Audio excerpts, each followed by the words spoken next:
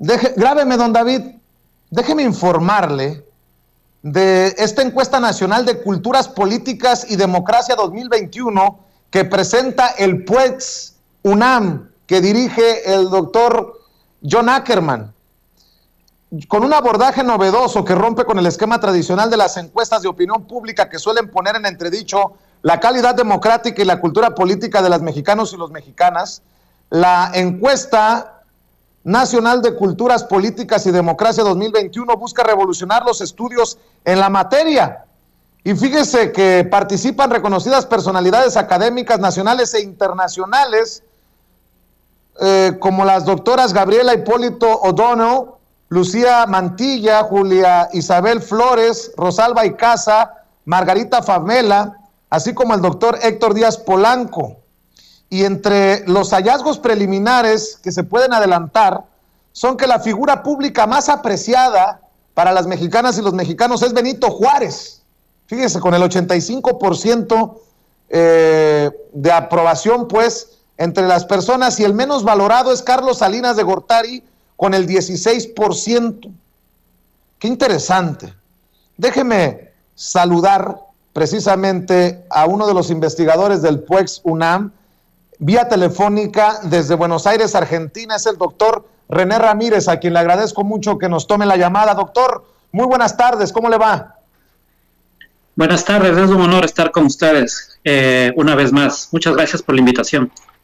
No, hombre, al contrario, doctor, hábleme de esto que me parece muy interesante. La encuesta nacional de culturas políticas y democracia 2021, que promete ser diferente a los estudios de opinión a los que estamos acostumbrados en nuestro país. Sí, efectivamente. Bueno, existe un libro famoso actualmente que se ha hecho bestseller de Tomás Piketty, que señala la importancia de las ideologías, ¿no? Y cómo estas ideologías construyen sentidos comunes en la población, ¿no?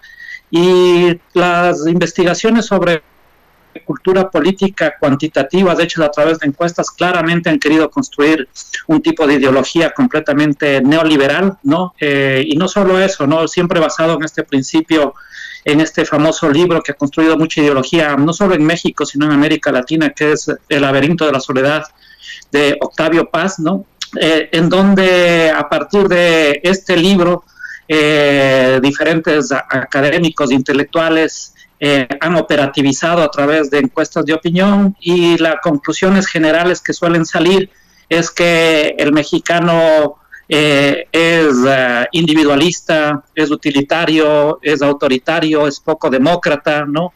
Y es porque realmente se busca sesgar generalmente las investigaciones para construir, como se decía hace un momentito, ciertas narrativas que se condigan con la ideología más neoliberal, ¿no? Se me viene a la mente una última encuesta que salió justamente en Nexos, ¿no?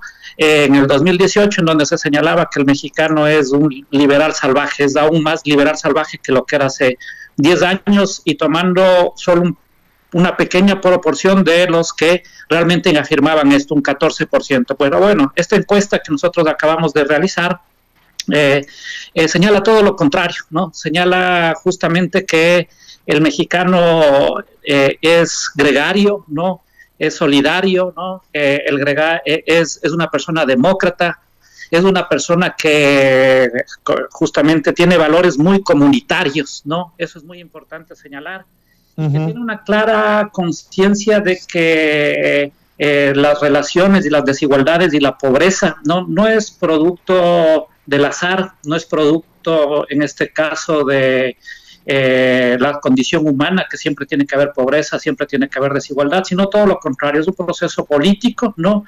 Y por lo tanto es necesario entrar en procesos de mayor igualdad y mayor justicia en México, ¿no? Entonces viene un poco a contradecir estas imaginario que se ha intentado construir en México a través de narrativas y a través de investigaciones cuantitativas, que el mexicano en general es poco demócrata y muy individualista, y se hace a través de metodologías innovadoras en donde no solo se le pregunta ahí directamente sobre temas particulares, sino se trabaja a través de juegos, ¿no? De teoría de juegos, ¿no? En donde se ponen casos hipotéticos de cómo actuaría el ciudadano, cómo se enfrentaría a tales problemáticas, ¿no?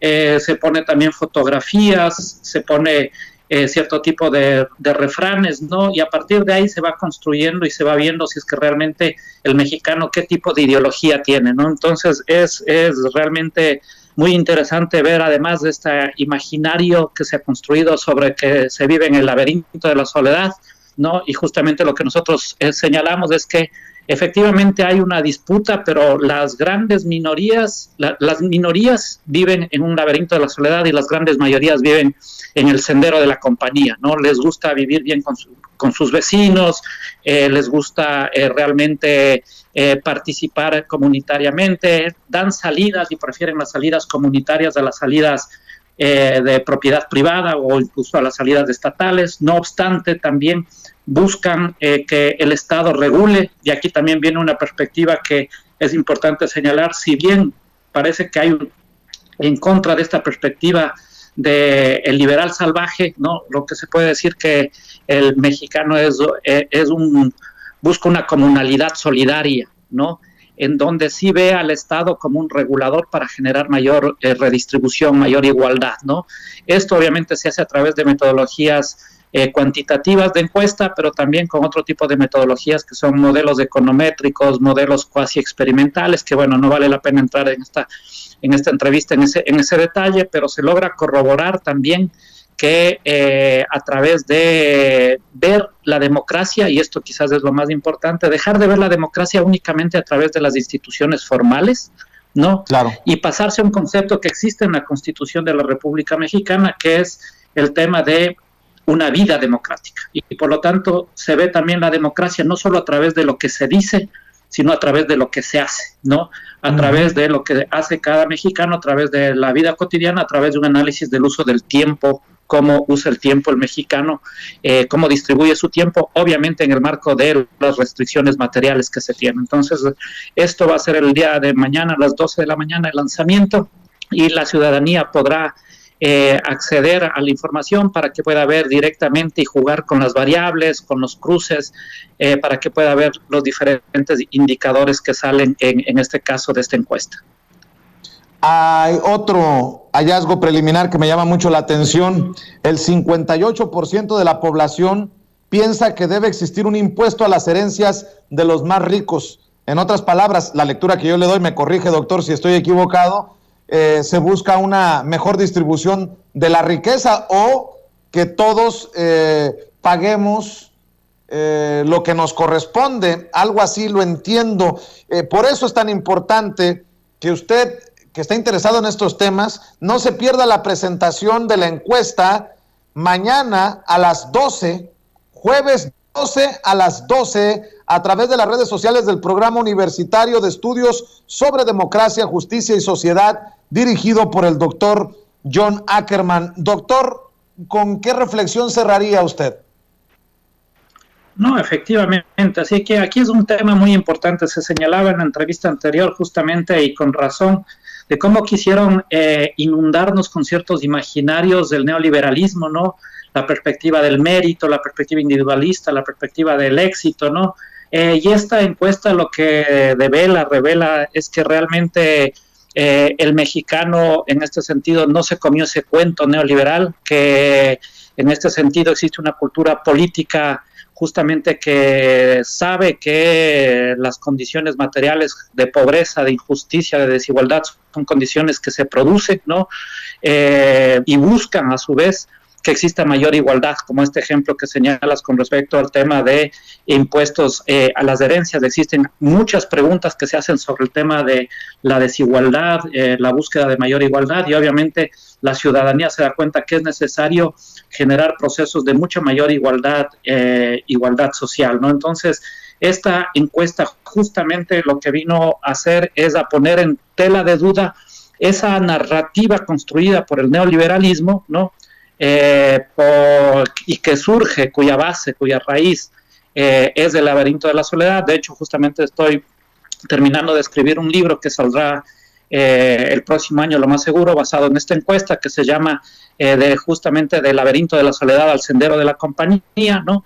En donde se trata de poner en tela de duda este tema de la soledad individual que vive el mexicano frente a esta trayectoria, tradición más comunitaria, más, en este caso, más solidaria, más cooperativa, ¿no? Y en donde obviamente también se trata de recuperar al Estado en su perspectiva mucho más de acción colectiva para el bien común, ¿no? Es una cultura política que es mayoritaria en México, ¿no? No ha ganado la batalla cultural el neoliberalismo en México, ¿no? Existen fuertes raíces comunitarias, fuertes raíces solidarias en México y eso hay que reivindicar y de hecho tienen clara conciencia que los procesos de acumulación, de hiperacumulación en el 1% más rico de los mexicanos, ¿no?